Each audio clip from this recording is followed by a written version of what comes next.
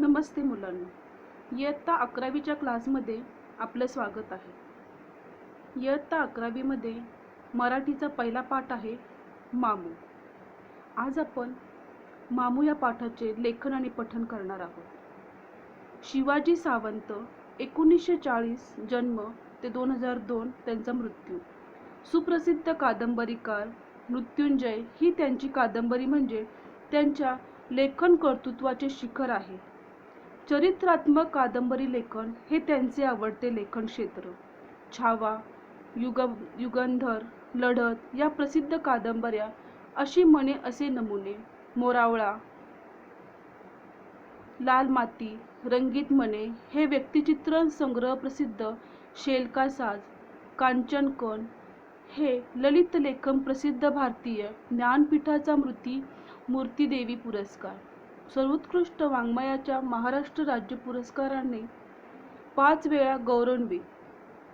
पूनमचंद्र भुतोडिया हा बंगाली पुरस्कार, पुणे विद्यापीठातर्फे जीवन गौरव पुरस्कार अशा अनेक पुरस्कारांनी सन्मानित. 1990 या वर्षी साहित्याच्या नोबेल पारितोषिकासाठी नामांकन. मामू हा व्यक्तिचित्रणात्मक पाठ असून मामूच्या स्वभावाच्या विविध पैलूंचे वर्णन पाठात केले आहे. प्रामाणिक, देशाभिमान, नम्र, सेवाभावी व सहृदयी असलेला मामू माणुसकीचे विलोभनीय दर्शन घडवतो. समर्पक शब्दरचना, चित्रदर्शनी लेखनशैली यामुळे मामू हे व्यक्तिमत्व परिणामकारकतेने मनाला भिडते. हा जो पाठ आहे, हा जो लेसन आहे, लेखक शिवाजी सावंत यांनी लिहिलेला आहे. त्यांनी अनेक कादंबऱ्या लिहिल्या, अनेक लेख लिहिले आणि त्यांनी असाच एक छान सुंदरसा व्यक्तिचित्र रेखाटणारा लेख लिहिला आहे, तो म्हणजे मामू. हा मामू म्हणजे तुम्हाला चित्रात दिसत आहे तो व्यक्ती. यामध्ये मामूचे जीवनशैली, त्यांचा स्वभाव, त्यांच्या देशाबद्दलचे प्रेम आणि त्यांच्या स्वभावाचे विविध पैलू ह्या पाठामध्ये त्यांनी दाखवलेले आहे. बघा, तुम्हाला ह्या चित्रामध्ये काय दिसतंय जरा बघा.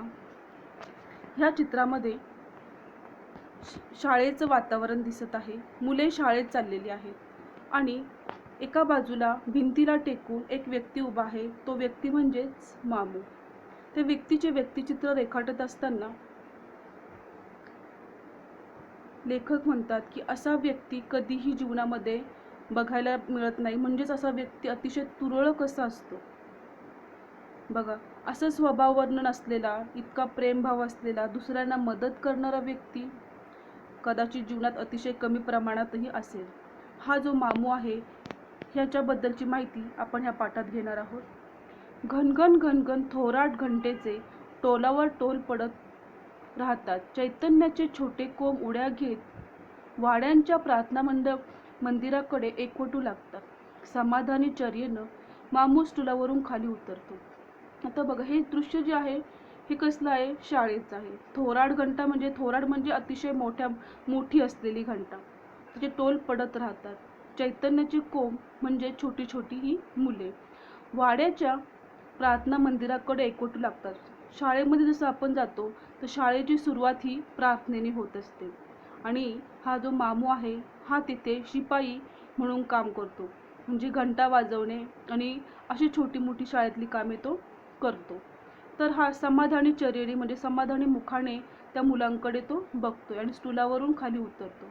आणि ही जी मुले आहे ही शाळेच्या अंगणामध्ये, आवारामध्ये प्रार्थनेसाठी आता उभी राहणार आहेत. रांगा धरून उभे राहिलेले अनघड कोवळे कंठ जोडल्या हातांनी आणि मिटल्या डोळ्यांनी भावपूर्ण स्वरात प्रार्थनेतून अज्ञात शक्तीला अळवू लागतात. आणि छोटी छोटी मुले जी आहे ही भावपूर्ण श्रद्धेने हात जोडून प्रार्थनेसाठी ओळीमध्ये उभं राहतात आणि अज्ञात शक्ती म्हणजे देवाला ते अळवतात आणि प्रार्थना करतात. मामू एका दगडी खांबाला रेलून आपल्या चुनेवानाची सफेद दाढी कुरवाळत ती समूह प्रार्थना ऐकत राहतो. आणि हा जो मामू आहे म्हणजे त्या शाळेचा शिपाई, त्या मुलांची प्रार्थना अतिशय कुतूहलाने आणि प्रेमाने तो ऐकतो. त्याचं मन कशात तरी गुंतून पडतं आणि अशाच ती प्रार्थना ऐकता ऐकता तो कोणत्या तरी विचारामध्ये गुंतून पडतो.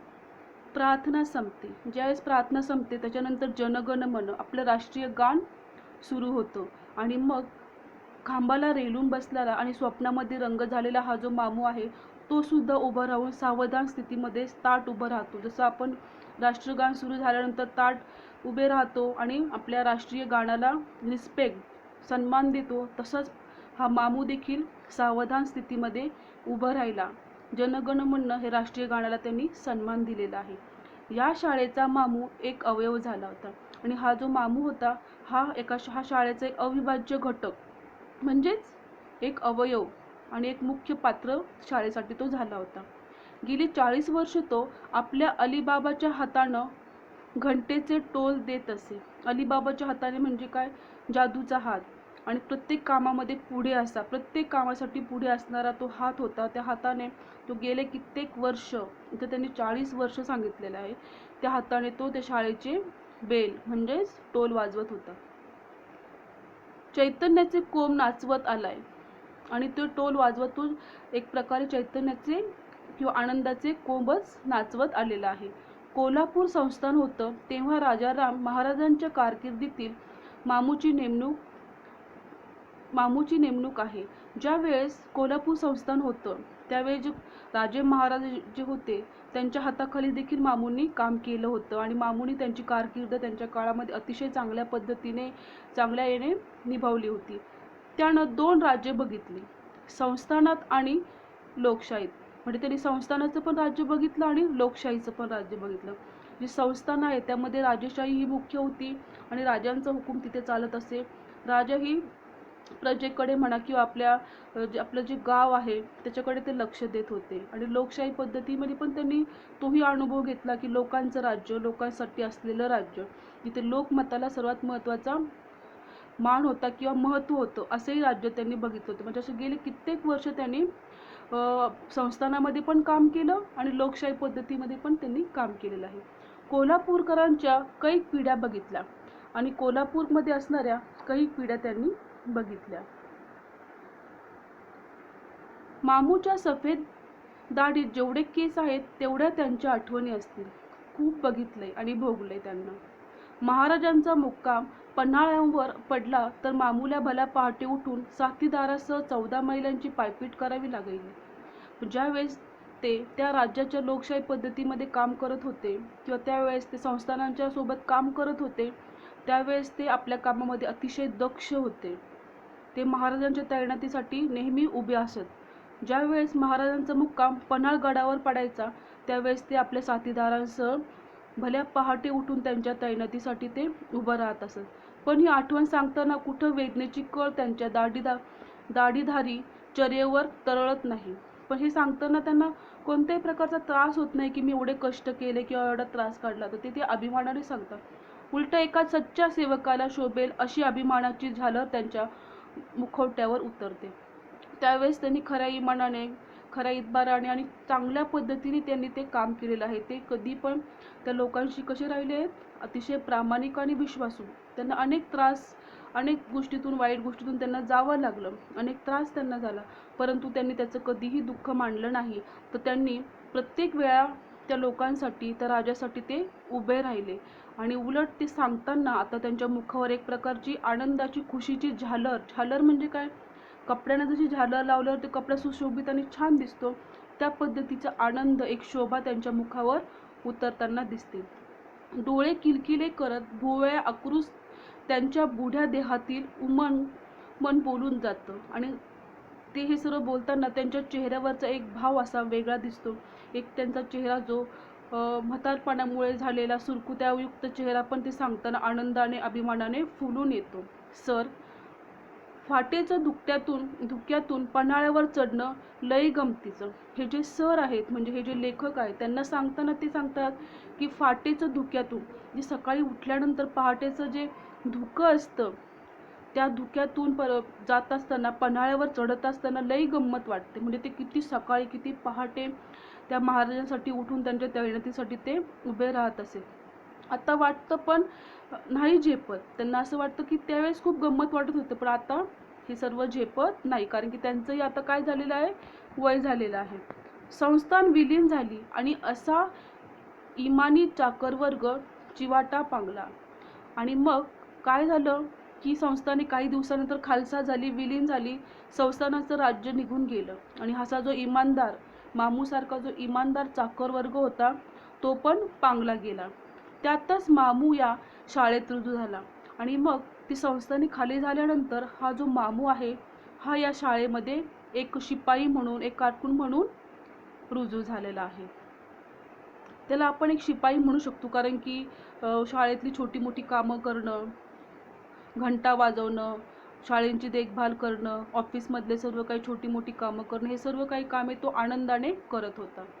डोईला अबोली रंगाचा फेटा, अंगात नेहरू शर्टावर गर्द निळ जाकीट. इथे बघा मामूचं पूर्ण व्यक्तिचित्रण रेखाटलेलं आहे की त्याचं जे वर्णन आहे ते इथं इतकं अतिशय सुंदर शब्दामध्ये दिलेलं आहे की डोईला अबोली रंगाचा फेटा. आपण आत्ताच पिक्चरमध्ये बघितलं आहे, चित्रामध्ये, की त्याच्या डोक्याला एक अबोली रंगाचा फेटा आहे. अंगात नेहरू शर्टावर गर्द निळ जाकीट, जाकीटाच्या खिशात चांदीच्या साखळ्यांचे एक जुनं पाकिट वॉच, खाली घेराची आणि घोट्याजवळ चुने असलेली तुमान, पायात जुना पुराणा पंपशू हा मामूचा पोशाख आहे. म्हणजे बघा त्याचा पोशाख पण सांगितला आहे की तो कशा पद्धतीचा आहे. तो जॅकेट घालत होता आणि पायामध्ये पंपशू, जुनी पुराणी एक चप्पल होती ती घालत होता. हातामध्ये त्याच्या चांदीच्या साखळीचं एक जुनं पॉकेट वॉच, अशी त्याचा एक साधा सिंपल पण आकर्षक असा पोशाख होता. शाळेत तो शिपाई आहे पण शाळेबाहेर तो बहुरूपी आहे. बघा शाळेत तर तो शिपायाचं काम करतो पण शाळेबाहेर, शाळेव्यतिरिक्त, शाळे झाल्यावर सुद्धा तो काहीतरी काम करतोय. पण तो काय काम करतोय बरं? पण शाळेबाहेर तो एक बहुरूपीचा अर्थ काय होता? अनेक रूप असलेला तो व्यक्ती होता. कुठं फळांच्या मार्केटमध्ये, एखाद्या बागवानांच्या दुकानावर घटकाभर बसून त्याचं दुकान चालव. तो हातभर ठेवल ते अल्लाची खैर म्हणून आपलंसं कर. कुठं एखाद्या मुस्लिम अधिकाऱ्यांच्या बच्चीला उर्दूची शिकवण दे. एक ना दोन नाना तऱ्हेचे उद्योग मामू करत. म्हणजे हा जो मामू होता शाळेव्यतिरिक्त इतरांना सुद्धा मदत करत होता. एखाद्या फळाच्या गाडीवर बसून तो त्या मालकाला फळे विकण्यासाठी मदत करत असेल, तर एखाद्या ठिकाणी लहान मुलं मुली जे आहे, मुस्लिम समाजातील लहान मुली आहे, त्यांना उर्दू शिकवण्याचंही काम तो करत असत आणि ते व्यक्ती त्यांच्या इच्छेनुसार जे काही त्याच्या हातावर ठेवत असेल तो आनंदाने स्वीकार करत असे. त्यांनी कधीही त्या गोष्टीची कुरकुर केली नाही की मला एवढंच का दिलं किंवा मला तुम्ही अधिक रक्कम द्या, अधिक पैसे द्या, अशी कधीही त्यांनी कुरकुर केलेली नाही. शाळेतील लोकांना तो शिपाई वाटतो, शाळेबाहेरच्या लोकांना त्याची अनेक रूपे दिसतात. शाळेत तो शिपाई म्हणून इमाने इतबारे काम करतो पण शाळेबाहेर लोकांना तो बहुरूपी, अनेक रूपात असलेला वाटतो. कुणाला तो मौलवी वाटतो कारण की तो लहान मुस्लिम मुलींना काय करतो? उर्दू शिकवतो. तर काही लोकांना दुकानामध्ये मदत करतो, काही विकण्यासाठी मदत करू म्हणून कुणी त्याला व्यापारी म्हणतात, तर कुणी त्याला उस्ताद म्हणतात. या सगळ्यांचा अंतर्भाव करता येईल असा साऱ्यांनी त्याला सुटसुटीत नाव देऊन टाकलं मामू. ह्या सर्व कामांचा समावेश होईल असं एक नाव सर्वांनी त्याला सुटसुटीत सरळ असं देऊन टाकलं आणि ते नाव म्हणजे मामू. 10 वर्षापूर्वी मी या शाळेत रुजू झालो.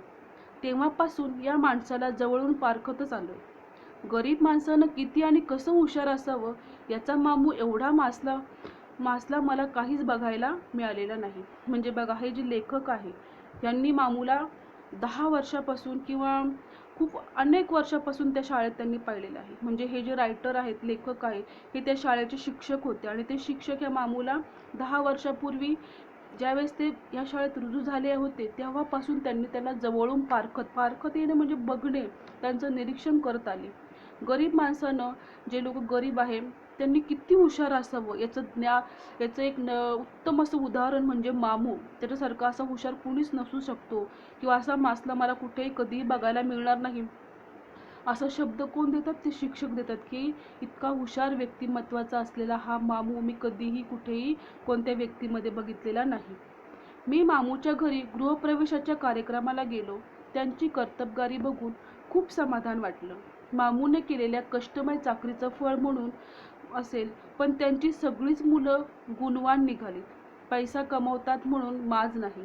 बापाचा शब्द त्यांच्या लेखी शेवटचा शब्द आहे, तो कधी खाली पडत नाही. म्हणजे हे जे मामू आहे हे जेवढे प्रामाणिक, विश्वासू, शिस्तबद्ध होते, तशीच त्यांची मुलंही शिस्तबद्ध, प्रामाणिक आणि मामूला आणि इतरही सर्व मोठ्या लोकांना रिस्पेक्ट देणारी होती.